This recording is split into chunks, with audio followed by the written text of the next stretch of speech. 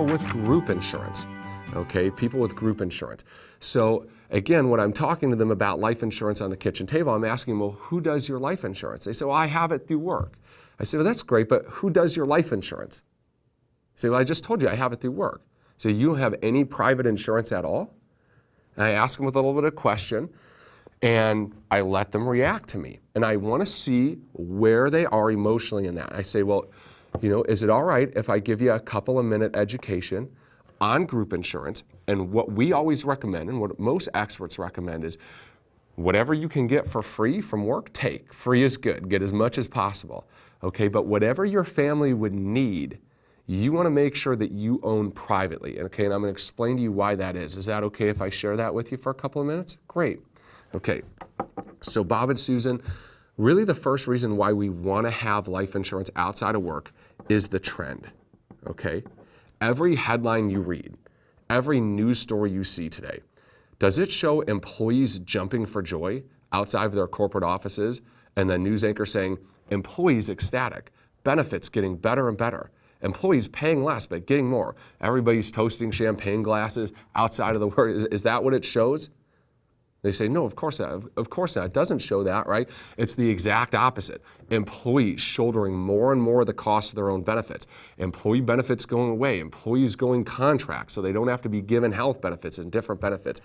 The trend in employee benefits is that employees are shouldering more of the burden, more of the cost, and getting less and less value. Would you agree with that, Bob and Susan? Of course you would. Okay, so when it comes to something as serious as protecting our family, and making sure that when we need it, that coverage is there, I don't think it makes much sense to put that in the hands of our employer and bet against a very clear and obvious trend. You would agree with that statement, right? Of course you would. Great. The second thing is you need to be working there in order to be eligible most of the time. There are some policies that have portability riders on them or different features. They tend to get very, very expensive, and they're very, very few and far between. By and large, most of the time, the employee must be employed there to be eligible for their employee benefits, right? And what I say to them is, I say this, in today's day and age, 30 and out is gone, right? Most people are going from job to job, they get downsized, there's just no loyalty anymore with companies. You'd agree with that, right?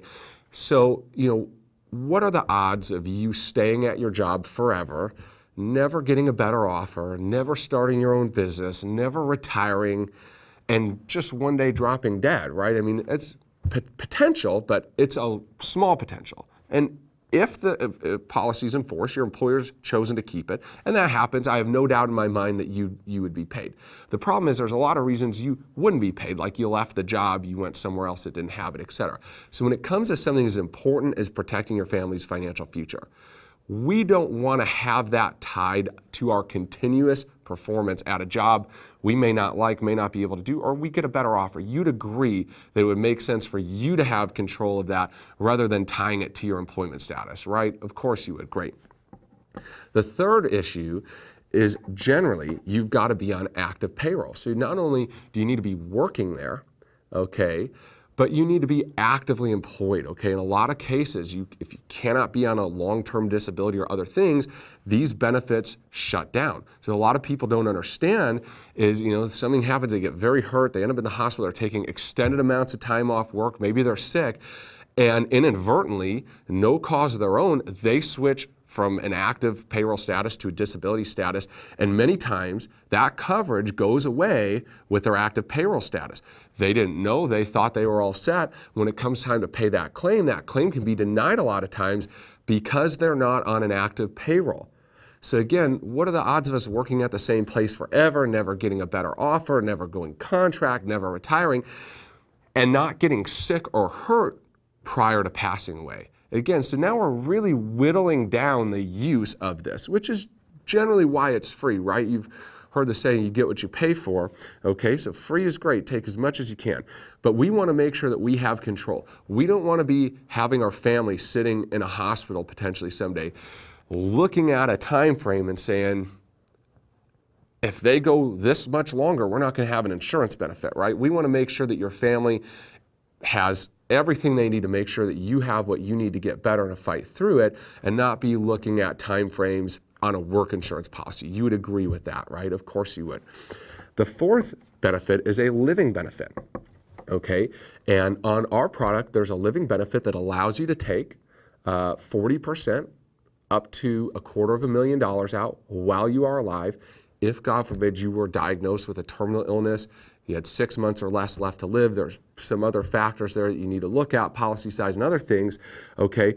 But that you can take out while you're alive, that you could take to get medical treatment, maybe some different avant-garde medical treatment, things that are not readily available. Maybe your insurance wouldn't pay for them. Pay your bills, pay your mortgage off, maybe take your family on a vacation. And if, God forbid, you ever found yourself in a situation where that happened and you had access to a benefit of $250,000, okay, maybe less, maybe a little more depending on the structure of your policy. But if you had that, that would be helpful in that situation. You would agree with that, right? Well, your work policy does not have that. There's no living benefit associated with your group insurance at work. Okay, so that's another reason why it makes sense. So whatever you're getting for free, great. But anything that you need, we need to get privately. Now you understand why, right? Okay, very good, great. Let's go ahead and get that process started.